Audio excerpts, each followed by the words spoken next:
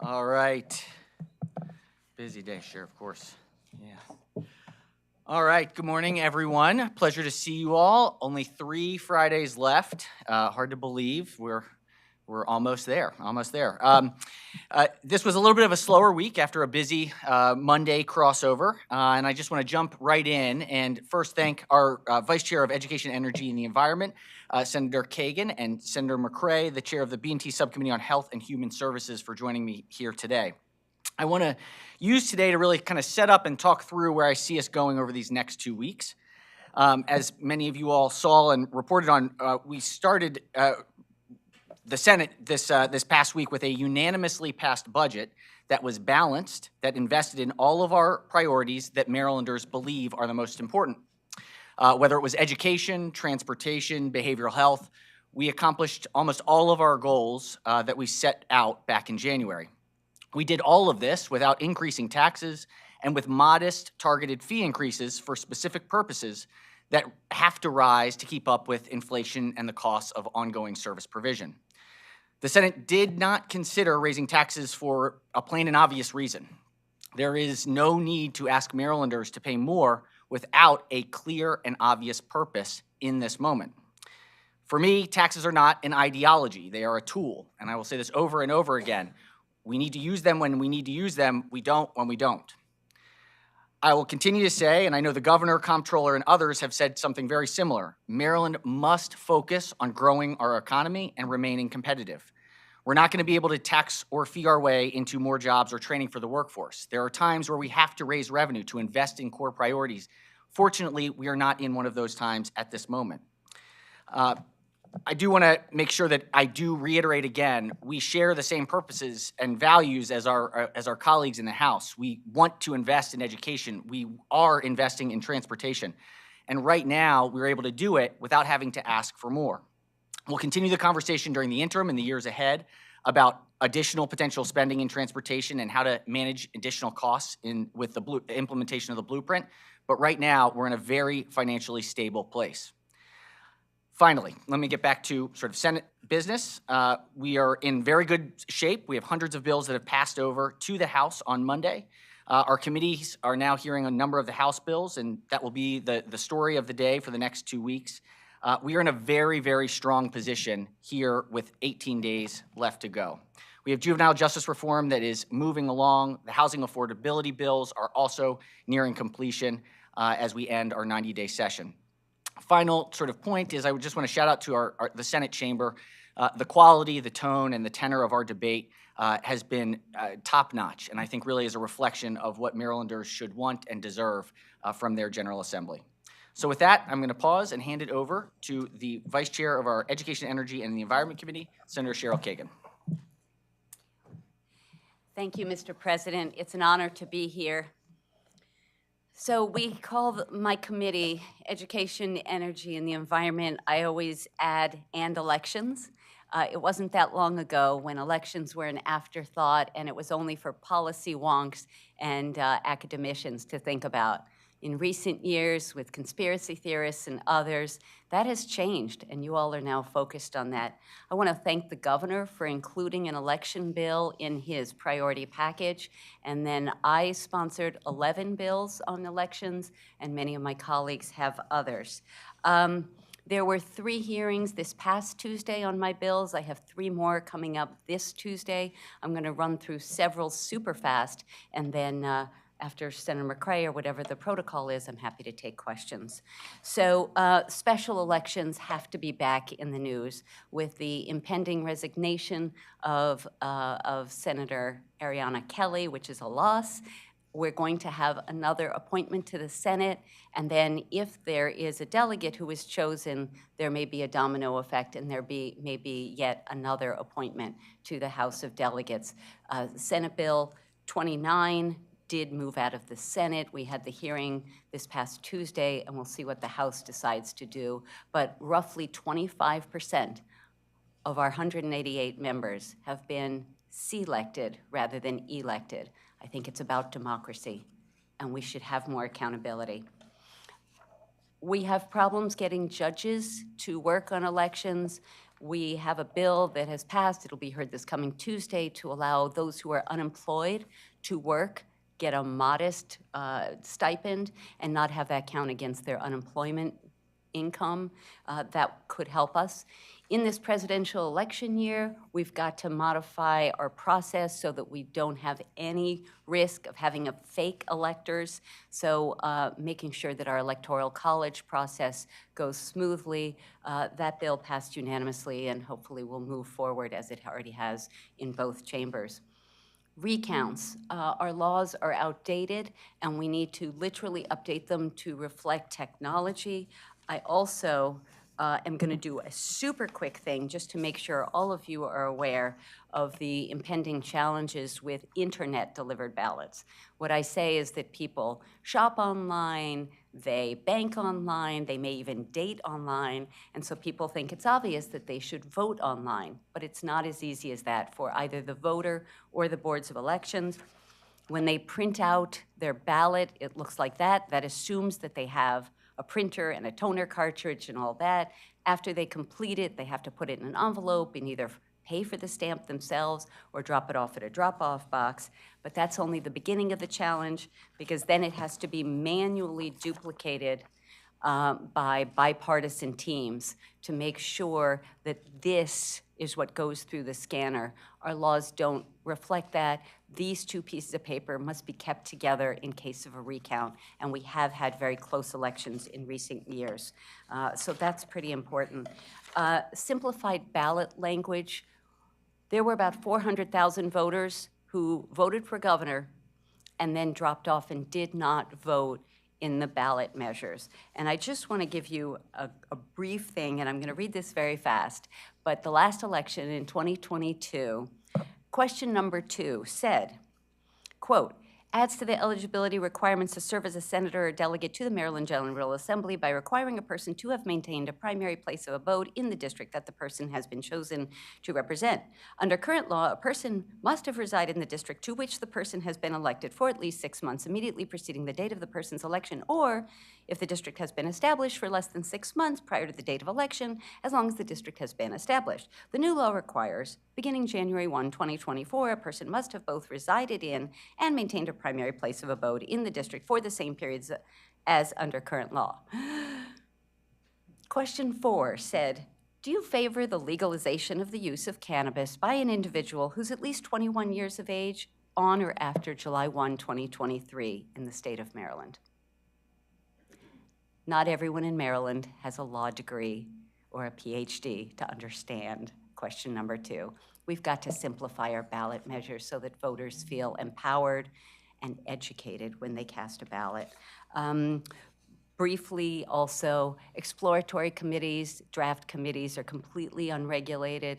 If there were a Bill Ferguson for governor exploratory committee, any of you or I could give him $1 million. He could buy a new house. All of that is legal. And none of it would be transparent or disclosed anywhere. That's crazy. It would be a demotion. Yeah. So we need to increase transparency and make sure that people are only spending money raised on election activities. Scam packs, we've gotten coaching from, warnings from the FBI and the Federal Election Commission that these are on the rise. Again, more transparency and allow the State Board of Elections to issue subpoenas. And then I believe that unaffiliated voters should be able to cast a ballot in primaries, but we weren't quite ready to move that. There are other issues pending, but that's the quick overview of some of the issues. None of these bills are partisan, and they all will advance our democracy. And to be clear, Maryland has excellent elections. They are fair, they are accurate, they are transparent, and all of these will help enhance and gain confidence in case people have questions. But we do a great job here in Maryland, and with all props to our local election staff and volunteers, judges, and others, and to Jared Demarinis, our new state administrator. Thank you. Happy to take questions. Sam McCray. Thank you, Mr. President, and thank you, Madam Vice Chair. Just want to say humbled, honored, as always, to be able to stand here in front of you all as the Senator for the 45th Legislative District. This respective legislative session, we were able to advance over a dozen bills to the House of Delegates chamber. Some of the three that I would like to highlight, if I can. One of them was, and I like to always start with public safety, Senate Bill 652, Department of Juvenile Services, in reference to creating transparency around those folks that are engaged, involved, or somehow a victim or a suspect to a shooting. It's very important from that standpoint because with the previous administration, there was some level of dialogue, that one-on-one that took place. But the reality is that there are 47 senators, there are 100 plus delegates, 141 delegates, and that we all should have access to that information, not just the elected officials, but also the public if so choose. So Senate Bill 652 was a great priority, just being able to advance over to the House of Delegates. The second one will be Senate Bill 35. When we think about folks that have given 30, 40 years of their life to any occupation, and now they find themselves on times where they need SNAP benefits, being able to advance that goal for our seniors who are, it'll move, statute currently states 62, but it'll drop down to 60, and we'll put an extra $10 on that respective opportunity for them. We know that with the budget restrictions that things are tight. This isn't a lot, but at the end of the day, it does move the needle for people that have given their life to their respective occupation and making sure that they know that Maryland takes care of them and that Maryland finds them important. And then I'd like to close with Senate Bill 341. Senate Bill 341, the crossfire with Delegate Shanika Henson. One of the things that we know about the Banneker Douglas Museum is that there were early conversations in reference to engaging a name. And when we think about this women's history, when we think about just the previous month that we left with Black history, Harriet Tubman played a very vital, critical role in reference to Maryland's history. So being able to add that name, Banneker Douglas Tubman Museum, right down the street from our respective capital, is one of the greatest honors that I know that I was able to contribute to, and just glad to be a part of it. So I'd say thank you again, Mr. President, for this opportunity. Always good to stand next to you, Madam Vice Chair, and if there are any questions, please do not hesitate to reach out. Excellent. Well done. Thank you. Questions? President, a year ago today, 6 highway workers were killed. There have been bills introduced in the legislative session, Highway Safety Worker Act, as you're aware, from the Lieutenant Governor. Apparently, the Senate bill is not moving out of committee, but the House bill is. Is that the idea, to move the House bill? I think they'll travel together once the House bill moves over. I think there were some last-minute negotiations happening about some of the specific details, but this is going to get done. It's too important. The tragedy last year, almost a year exactly, is evidence enough, but not only. It's not the only piece of evidence. There's plenty of evidence that people are speeding too much, especially in work zones. It's a dangerous area. A lot of firms are having a hard time hiring because people are afraid to work on highways and roadways. So we've got to do something. Maryland's lagging in this area, and I think we'll get it done this year. Mr. President, can you talk a little bit about where the negotiations stand with the juvenile justice reform? I know chairs in both the House and the Senate have been discussing. You were supposed to have, I believe you said earlier this week, a meeting this week with them to figure out where things stand. What are we looking at? I think we're very, very close. I think you'll see movement on both in both chambers early next week on the bills.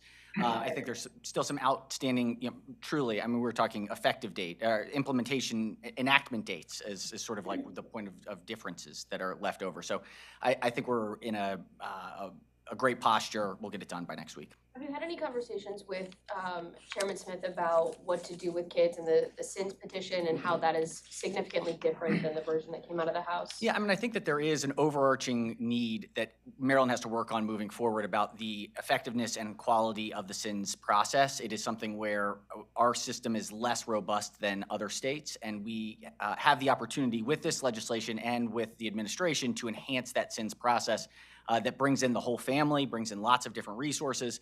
And so, I think that we'll come to agreement on it. I think the bedrock of the system is diversion. What we want is for kids to stop doing the behavior that they're engaged in. When they break the law, there's got to be accountability. And so I think we'll land in a place that allows for both to be possible. Question for Vice Chair Kagan. You've talked a lot about elections this morning. There is still one nomination for the Board of Elections that's hanging out there. Was wondering if you had thoughts about Diane Butler. Have you had a chance to talk to her, and thoughts about these emails and social media posts that have seemed to stall the nomination a little bit? Thank you for the question.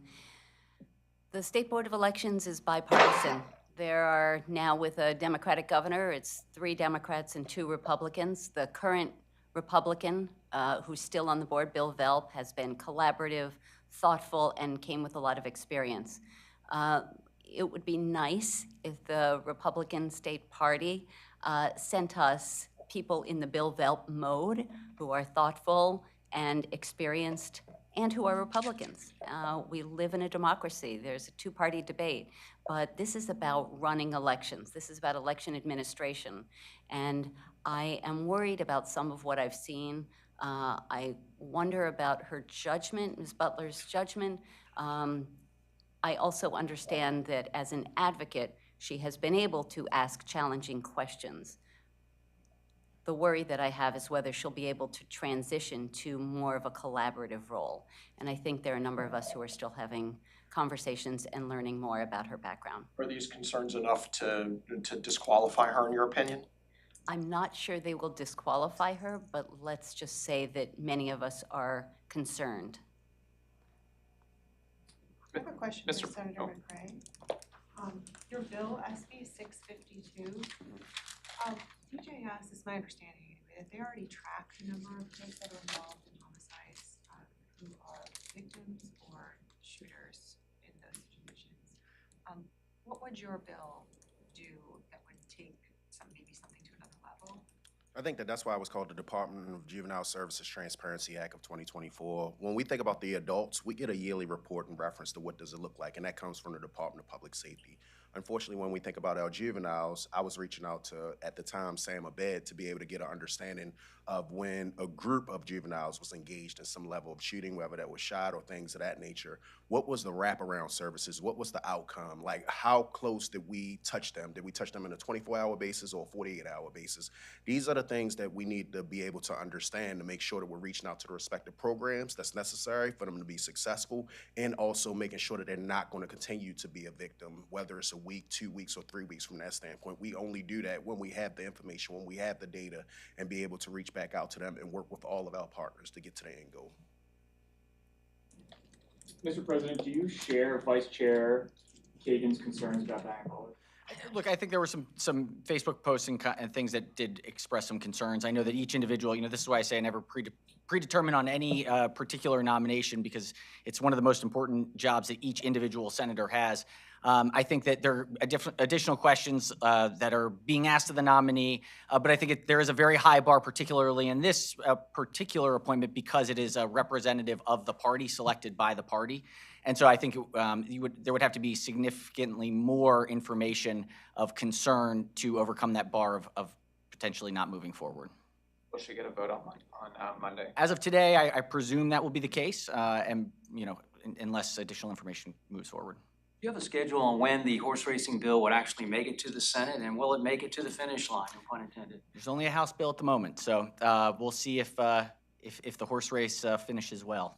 What kind of concerns do you have that taxpayers will end up footing the bill for this, that ultimately the racetrack plan is not sustainable and will require some kind of a bailout, much in the way that the state repeatedly had to bail out Rocky Gap for a time? Yeah, I mean, I don't feel comfortable putting before the Senate anything that does have uncapped costs.